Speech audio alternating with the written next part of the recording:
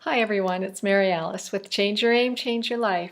And as you can see behind me, it's it's actually past Christmas time. And in 2 days it's going to be a brand new year. And I want to wish you such a happy new year.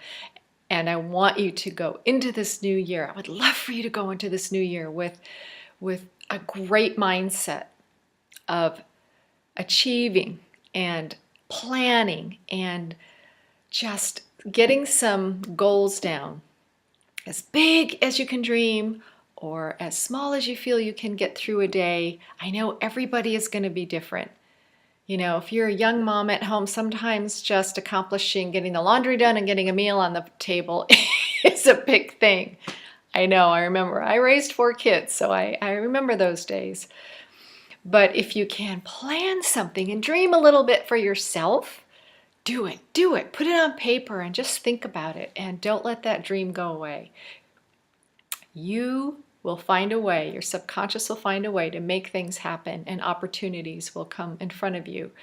And that's the other thing we need to be aware of is just looking for those opportunities and opening our eyes to them. Not only our eyes, but our mind and our heart, because they are there. They are out there. And sometimes we're so afraid and we're so closed that we don't even see the opportunities that are there. And, you know, timing is everything. Maybe it's not the right time to see some of those opportunities. But what I want to do is give you a tool to help you to be mindful and aware of some opportunities around you, whether it's meeting a new friend, whether it's connecting with someone who might have a similar need in business or a partnership or a friendship or something they have of information that you could use that'll help you in your life. I mean, there's so many opportunities for life and business, for growth, for personal growth and development. Now that is everywhere. I mean, you can't even turn a corner without bump into personal growth and development books, conferences, webinars. There's so many, and it's important to pick one that you resonate with, that you feel like, oh yeah, I can learn from this person. This is awesome. So I know that this year I plan on creating a webinar.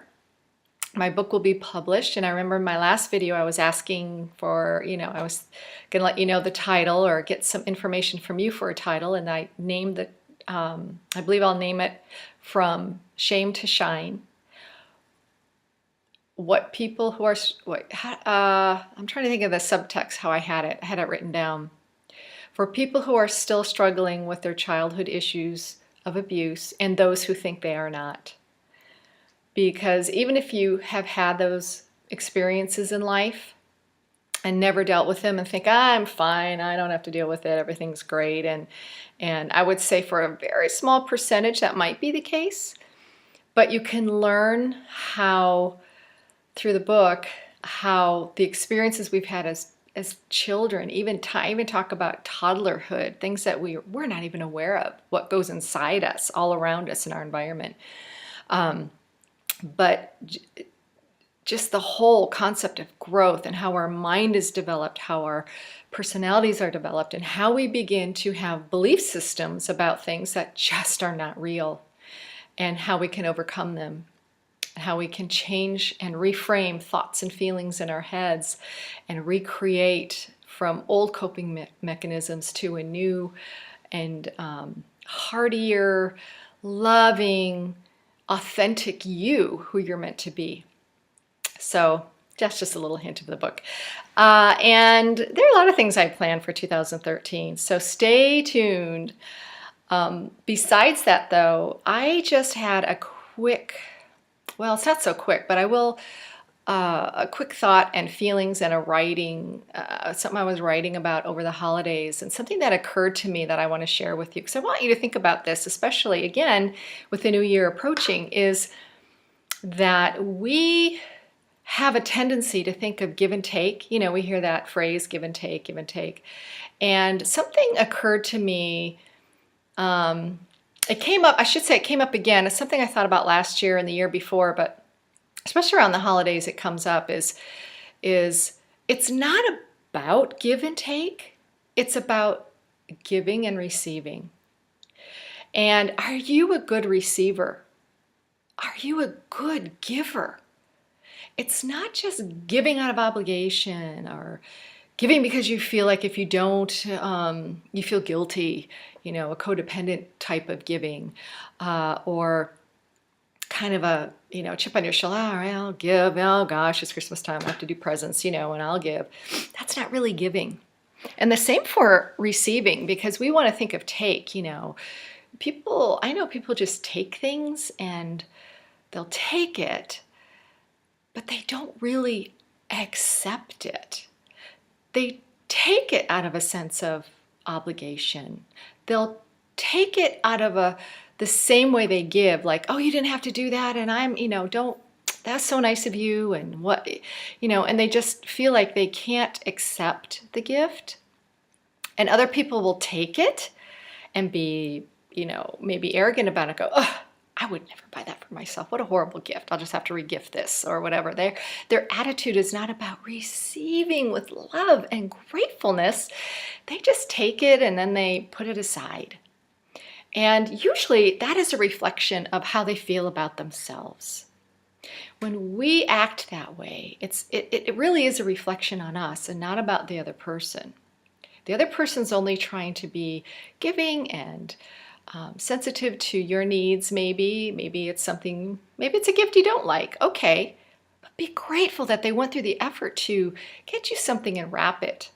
And you know what? That goes with love, and that goes for friendship and relationships that we have, to the most intimate, loving relationship that we have with a partner or spouse, or with our children, or with friends, family members. We need to give from abundance from our heart and love and spirit. And when we are hurting and when we are suffering from just old stuff that we haven't paid attention to, and we have a hard time giving of ourselves because we feel vulnerable and are fearful of vulnerability, it's very hard to be a receiver at the same time. Being a loving giver will create a loving and grateful receiver. And it's such a wonderful way to experience life. I mean, even the gifts we have in nature and what God gives us in creation and in nature and with friends and the beauty around us. I know for me, personally, I need to be surrounded by beauty, and I make that a point. I make it a point that no matter where I'm living, and right now I'm in a place that I'm not happy about because I chose it. Well, it's a long story anyway, but you know what? I make it as beautiful as I can and decorate as well as I can because I want to be surrounded by beauty, by art, sculpture, appealing furnishings that just are like eye candy for me. Because when I do that, that means I'm paying attention to my intuition, and I'm paying attention to the things that I like. I'm paying attention to what gives me energy and creativity. And I want you to think about that too. Like what kind of surroundings make you energized and happy? And what makes you feel good in life? When we feed ourselves spiritually, mentally, physically, emotionally, when we feed ourselves and nurture ourselves, even reparent ourselves, for some of us that we've needed, well, I know I've needed to do, and some people are doing, it opens our eyes to a bigger world and more beauty and tenderness and sensitivities and sensuality. And it goes beyond gender. It goes beyond man and women because, men and women, we are different. Hormones make us different. Our bodies, our physical bodies make us different. There's no doubt. And we all have, we're just different. But if we focus on the differences, then it's hard to get to what connects us. And again, it's a giving and receiving of love and learning and curiosity and helpfulness and wonder.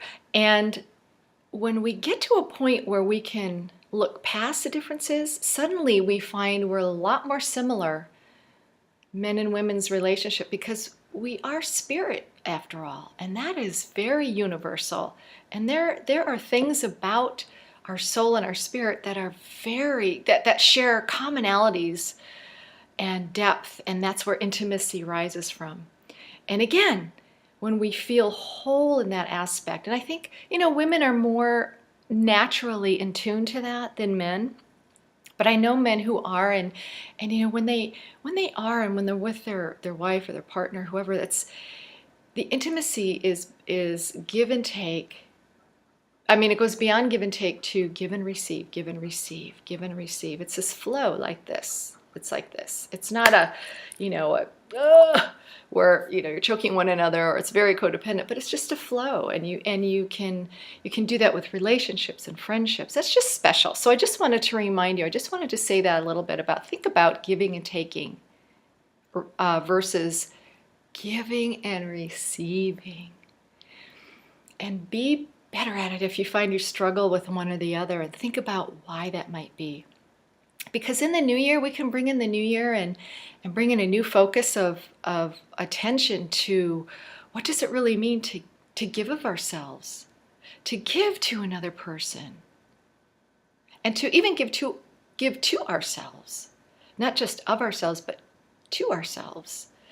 And how to receive love, how to receive affection, how to receive all those wonders in life that we want to be blind to, or we just think, oh, who cares, or that's not me, or that's not.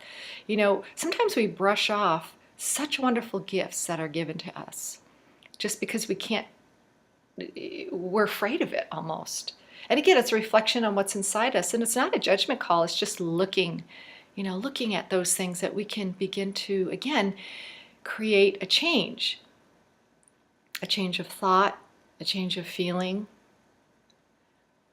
a change of how we respond to life or to others. So again, I don't want to keep this too long. I just wanted to share that with you about giving and taking versus giving and receiving with gratitude, and giving with love, and with real thought to the other person or people, how you are giving. So anyway, that's it. I want to wish you a very happy 2013. And when I close this, I'm going to begin to undecorate my home and make room for fresh, clean new year. And I wish you all the best and blessings to you all. And I'll talk to you soon. Bye.